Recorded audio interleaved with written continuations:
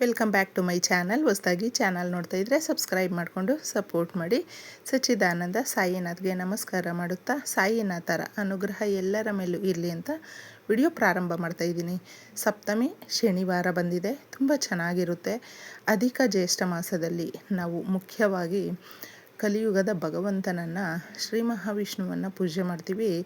ನಮ್ಮ ಬಡ್ಡಿಗಳು ಜಾಸ್ತಿ ಆದಾಗ ಸಾಲ ತಗೊಂಡಿರ್ತೀವಿ, ಅದರ ಬಡ್ಡಿ ಕಟ್ಟೋದಕ್ಕಾಗ್ತಾ ಇಲ್ಲ, ಸಾಲಕ್ಕೆ ಗುರಿಯಾಗಿದ್ದೀವಿ, ನೆಮ್ಮದಿ ಕಳ್ಕೊಂಡಿದ್ದೀವಿ ಅನ್ನುವ ಸಂದರ್ಭದಲ್ಲಿ ಮಾಡಿಕೊಳ್ಳುವಂಥ ಪರಿಹಾರ. ಇನ್ನು ವಿಶೇಷತೆ ಅಂದರೆ ಸಪ್ತಮಿ ಕೂಡಿ ಬಂದಿದೆ ಶನಿವಾರ. ಈ ದಿನಕ್ಕೆ ಮಿಸ್ ಮಾಡಿಕೊಳ್ಳದೆ ಈ 5 ರೂಪಾಯಿ ಕಾಯಿನಿಂದ ಪರಿಹಾರವನ್ನು ಮಾಡ್ಕೊಳ್ಳಿ. ಈ 5 ರೂಪಾಯಿ ಅನ್ನುವಂಥದ್ದು ನಮ್ಮ ಸಮಸ್ಯೆಗಳನ್ನು ಬಗೆಹರಿಸುತ್ತೆ. ಪರಿಹಾರ ಶಾಸ್ತ್ರಗಳಲ್ಲಿ ಮುಖ್ಯವಾಗಿ ಸಾಲದ ಸಮಸ್ಯೆಗಳನ್ನು ನಾವು ಬಗೆಹರಿಸ್ಕೊಳ್ಬೇಕು ಅಂದರೆ ಬೇರೆ ರೀತಿಯಲ್ಲೂ ಕೂಡ ನಮಗೆ ಸಾಕಷ್ಟು ವಿಧಾನ ಇದೆ. ಒಬ್ಬೊಬ್ರಿಗೊಂದೊಂದು ರೀತಿಯಲ್ಲಿ ವರ್ಕ್ ಆಗುತ್ತೆ ಪರಿಹಾರಗಳು. ನಮ್ಮ ಸಾಲದ ಸಮಸ್ಯೆಗಳಿಂದ ನಾವು ಆ ನೆಮ್ಮದಿಯನ್ನು ಪಡ್ಕೊಳ್ಬೇಕು, ಸಮಸ್ಯೆಗಳು ಹೋಗ್ಲಾಡಿಸಿ ಅನ್ನುವ ಯಾರೇ ಆಗಿರಬಹುದು. ಅವುಗಳನ್ನು ಮುಖ್ಯವಾಗಿ ಸ್ನೇಹಿತರೆ, ನಮಗೆ ದುಡ್ಡು ಕಾಸು ಅನ್ನುವಂಥದ್ದು ಬರಬೇಕು, ಆದಾಯ ಜಾಸ್ತಿ ಆಗಬೇಕು ಅಂತಹವರು ಈ ಪರಿಹಾರವನ್ನು ಮಾಡ್ಕೊಳ್ಳಿ.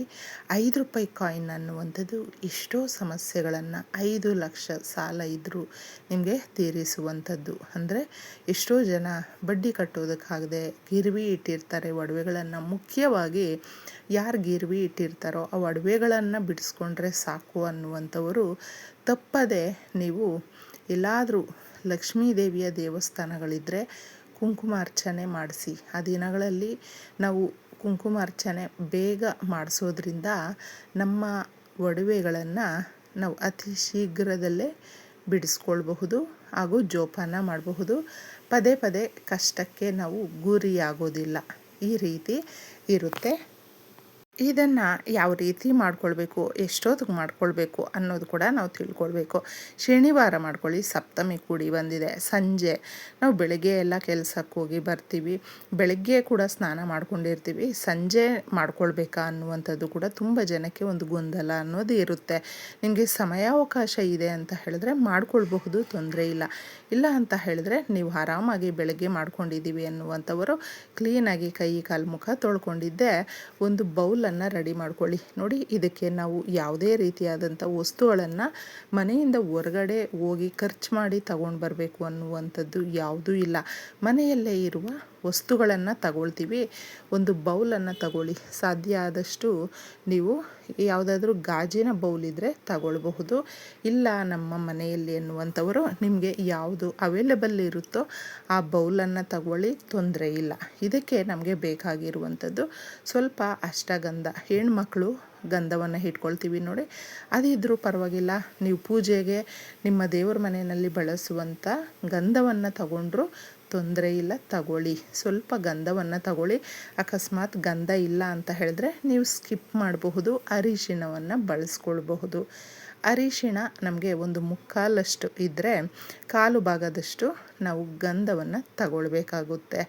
ಹಾಗೂ ನೀವು ಮುಖ್ಯವಾಗಿ ಕಲಿಯುಗದ ಭಗವಂತನು ಅಂದರೆ ಯಾವಾಗಲೂ ಅಷ್ಟೇ ಶ್ರೀ ಮಹಾವಿಷ್ಣು ಲಕ್ಷ್ಮೀ ದೇವಿಯ ಸಮೇತ ನಾವು ಆರಾಧನೆ ಮಾಡಿದಾಗ ಪರಿಹಾರಕ್ಕೆ ಸಮಸ್ಯೆಗಳು ಬಂದಾಗ ಹುಡ್ಕೊಳ್ತೀವಿ ನೋಡಿ. ಆ ಸಂದರ್ಭದಲ್ಲೂ ಕೂಡ ನಾವು ಶ್ರೀ ಮಹಾಲಕ್ಷ್ಮಿಯನ್ನು ಕೂಡ ನೆನೆಸ್ಕೊಂಡು ಈ ಪರಿಹಾರವನ್ನು ಮಾಡಿಕೊಳ್ಬೇಕು. ಇದಕ್ಕೆ ಕರ್ಪೂರವನ್ನು ಬಳಸಿ. ಅಂದರೆ ಪಚ್ಚ ಕರ್ಪೂರ ಇದ್ದರೆ ತುಂಬ ಒಳ್ಳೆಯದು. ಇಲ್ಲ ಅಂತ ಹೇಳಿದ್ರೆ ಸಾಧಾರಣವಾದಂಥ ಕರ್ಪೂರವನ್ನು ತಗೊಳ್ಳಿ. ಪಚ್ಚ ಕರ್ಪೂರಕ್ಕೆ ಹಣಕಾಸಿನ ಸಮಸ್ಯೆಗಳನ್ನು ಬಗೆಹರಿಸೋದಕ್ಕೆ ಮುಖ್ಯವಾಗಿ ಇದು ಕೆಲಸ ಮಾಡುತ್ತೆ. ಅದಕ್ಕೋಸ್ಕರ ಸ್ವಲ್ಪ ತಗೊಳ್ಳಿ. ಇಲ್ಲ ಅಂತ ಹೇಳಿದ್ರೆ ಸಾಧಾರಣವಾದಂಥ ಕರ್ಪೂರವನ್ನು ಹಾಕಿ ನೀಟಾಗಿ ಇದನ್ನು ಪೇಸ್ಟ್ ಮಾಡಿ.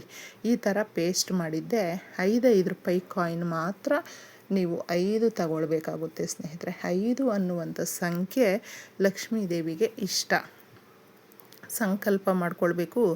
ಸಂಕಲ್ಪಕ್ಕೆ ಅಷ್ಟೊಂದು ಶಕ್ತಿ ಅನ್ನೋದು ಇರುತ್ತೆ. ಸಾಲದ ಸಮಸ್ಯೆಗಳಿದೆ, ಮನೆ ಕಟ್ಟಬೇಕು, ಅಥವಾ ನಾವು ಇನ್ಯಾವುದೋ ಕೆಲಸಗಳನ್ನು ಮಾಡಿಕೊಳ್ಳೋದಕ್ಕೆ ನಾವು ಒಂದು ಪ್ಲ್ಯಾನ್ ಮಾಡಿರ್ತೀವಿ, ಅದು ಕೂಡ ನಮಗೆ ವರ್ಕೌಟ್ ಆಗಬೇಕು ಅನ್ನುವಂಥವರು ಇದನ್ನು ಮುಖ್ಯವಾಗಿ ಸಂಕಲ್ಪ ಮಾಡಿಕೊಂಡು ಕೇಳ್ಕೊಳ್ಬೇಕು. ಆಗ ಈ 5 ರೂಪಾಯಿ ಕಾಯಿನು ಪೇಸ್ಟ್ ಇರುತ್ತಲ್ವ ಅದರಲ್ಲಿ ನೀವು ಡಿಪ್ ಮಾಡಿ ಇಡಬೇಕು. ದೇವ್ರ ಮನೆಯಲ್ಲಿ ನೀವು ಲಕ್ಷ್ಮೀದೇವಿ ಸಮೇತ ಏನಾದರೂ ವಿಷ್ಣು ಸ್ವಾಮಿಯ ಫೋಟೋ ಇದ್ದರೂ ಅಥವಾ ನೀವು ಕೃಷ್ಣ ಸ್ವಾಮಿಯ ಫೋಟೋ ಇದ್ದರೂ ಯಾವುದೇ ರೂಪದಲ್ಲಿ ಇದ್ರೂ, ರಾಮನ ಅವತಾರದಲ್ಲಿರುವಂಥ ಫೋಟೋ ಇದ್ದರೂ ತೊಂದರೆ ಇಲ್ಲ, ಇಡಬಹುದು. ಆ ಥರ ನಾವು ಈ 5 ರೂಪಾಯಿ ಕಾಯಿನನ್ನು ಕ್ಲೀನಾಗಿ ತೊಳೆದು ಪೇಸ್ಟಲ್ಲಿ ಡಿಪ್ ಮಾಡಿ ಒಂದೊಂದೇ ಇಡುವಾಗ ನಿಮ್ಮ ಸಾಲದ ಸಮಸ್ಯೆ, ಬಡ್ಡಿ ಕಟ್ತಾ ಇರ್ತೀರಾ, ಸಾಲ ತೀರಿಸ್ಬೇಕು, ಮನೆ ಕಟ್ಟಬೇಕು, ಈ ಥರ ಇರುತ್ತಲ್ವ ಕೋರಿಕೆಗಳು, ಅದನ್ನು ಕೇಳಿಕೊಂಡು ಒಂದೊಂದೇ ಕಾಯಿನ್ ಇದರಲ್ಲಿ ಹಾಕ್ಬಿಟ್ಟು ನೀವು ಇಟ್ಬಿಡಿ ಅಷ್ಟೇ. ಇನ್ನು ಇದನ್ನು ನೀವು ತೆಗಿಯೋದಕ್ಕೆ ಹೋಗಬೇಡಿ.